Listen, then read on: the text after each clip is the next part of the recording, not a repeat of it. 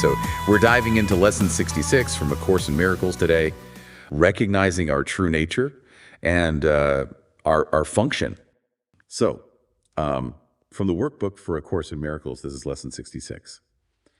My happiness and my function are one. You have surely noticed an emphasis throughout our recent lessons on the connection between fulfilling your function and achieving happiness.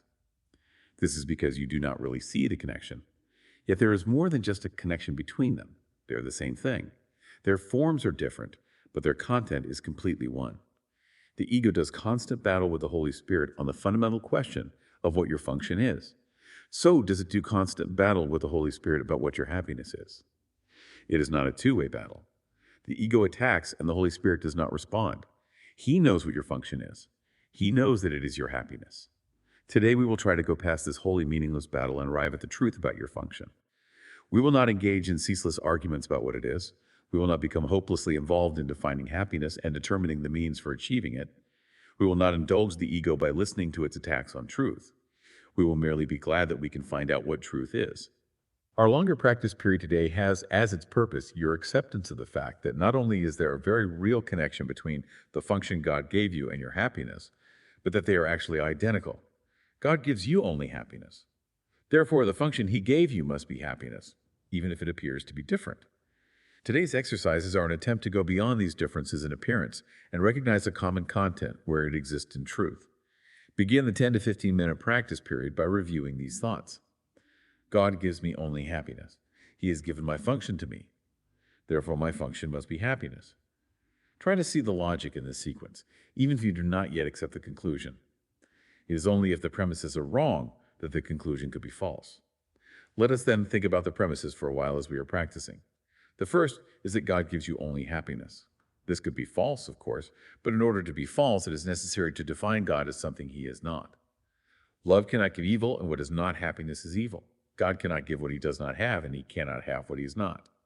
Unless God gives you only happiness, He must be evil. And it is this definition of Him which you are believing if you do not accept the first premise. The second premise is that God has given you your function. We have seen that there are only two parts of your mind. One is ruled by the ego and is made up of illusions. The other is the home of the Holy Spirit, where truth abides. There are no other guides but these to choose between, and no other outcomes possible as the result of your choice, but the fear which the ego always engenders, and the love which the Holy Spirit always offers to replace it. Thus it must be that your function is established by God through His voice in you, or is made by the ego which you have made to replace Him, which is true. Unless God gave your function to you, it must be the gift of the ego. Does the ego really have gifts to give, being itself an illusion and offering only the illusion of gifts? Think about this during the longer practice period today. Think also about the many forms the illusion of your function has taken in your mind, and the many ways in which you have tried to find salvation under the ego's guidance. Did you find it? Were you happy? Did they bring you peace? We will need great honesty today. Remember the outcomes fairly, and consider also whether it was ever reasonable to expect happiness from anything the ego has ever proposed. Yet, it is the only alternative to the Holy Spirit's voice. You will listen to madness or hear the truth. Try to make this choice as you think about the premises on which our conclusion rests. We can share in this conclusion, but in no other. For God Himself shares it with us.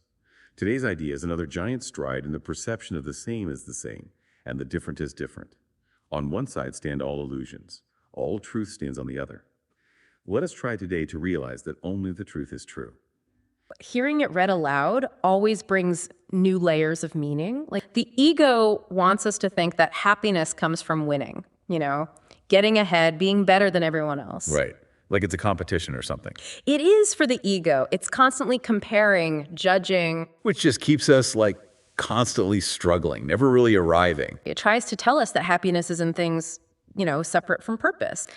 Now, the lesson makes a point, God gives only happiness. Right. And since God gives us our function has to be happiness. Does that logic, does it click for you?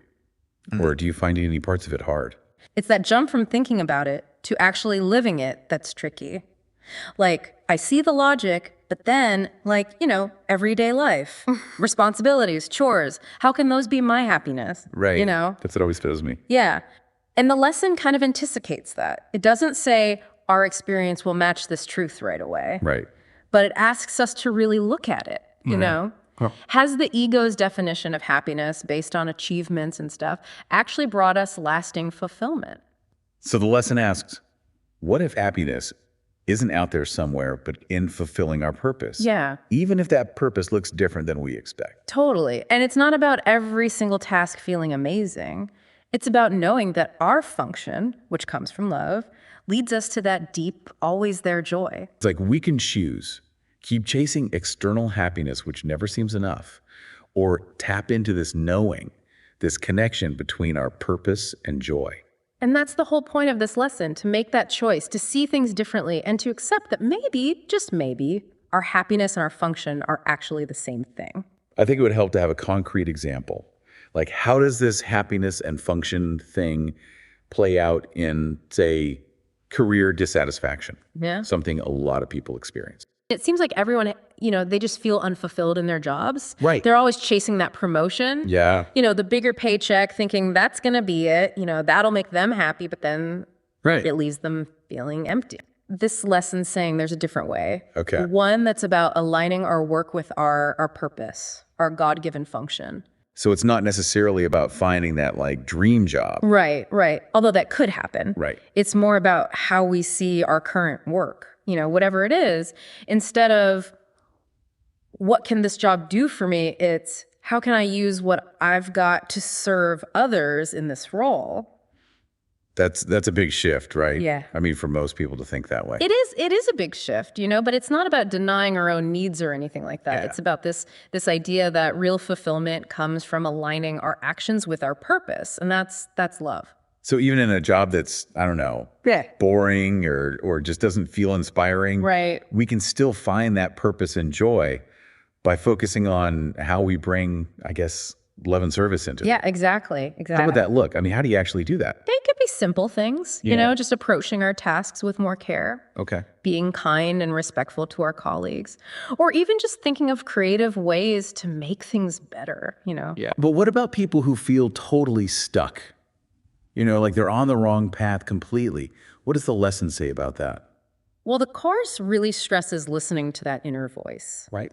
the Holy Spirit. It suggests that if we're truly off track, we'll be guided to a different path, one that fits us, So it's not like quit your job right now.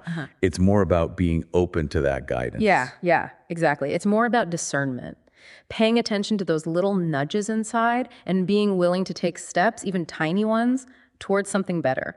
Sometimes it might mean a big change, like a whole new career. But sometimes it's just shifting our view of what we already do. This is so different from all that hustle stuff you hear all the time. I know, right? It's a gentler approach, I think. It says real fulfillment doesn't come from achievement, but from connecting with that inner purpose. So our careers is like just another part of our spiritual journey. Our work isn't separate from our purpose, but a way to express love and serve others. It's a beautiful idea, but I could hear some people listening and being like, okay, but how do I actually do this? Do you have any tips for aligning our work with our true purpose? Well, one thing is just to notice how you feel at work, What actually brings you joy or satisfaction? What just drains you? By seeing those patterns, you start to figure out what truly resonates with you, So be more present, more mindful at work, and let that guide us. Exactly. And another thing, ask yourself, how can I bring more love and service into this? Even small things, kindness, generosity, they can make a difference. Shifting from what we get to what we give can be so freeing. What else did you want to share about Lesson 66? Well, the Course often uses this metaphor, to show the link between happiness and function. It's the idea of the sun and its rays. Okay, a metaphor. I'm all ears. Right. How does that work? Well, think about the sun. It's, all radiant and powerful, full of light. Okay. Right? That's like our true nature. And then the rays, those are like our function, reaching out and sharing that light. So our function is like sharing our happiness. Yeah, exactly. The Course says that just as the sun's rays can't be separated from the sun, our function isn't separate from our true nature, which is happiness. And the sun doesn't have to try to shine, right? We don't have to try to be happy. It's already there. Our function's just how that happiness comes out, Okay, but what about when we don't feel happy at all? Like when we're going through tough times or we feel lost or things are hard, does that mean we're not like doing our function right? Not necessarily, no. Remember, the lesson says our experience might not match this truth right away. Right. And it talks about how the ego tries to trick us into thinking happiness is outside of us, something we have to earn. So maybe those tough times, it's like the ego trying to pull us away from our function. So we focus on external things instead of that inner light. And as you go about your day, remember that image, the sun and its rays. Yeah. You are that light, and your function is just extending that light out, sharing your gifts with everyone. Such a powerful image. And to everyone listening, we encourage you to think about how this lesson speaks to you. Where can you align your actions with your purpose? How can you bring more of that inner light out into the world? Remember, your happiness and your function are one. And that understanding can unlock a life full of joy, meaning, and fulfillment.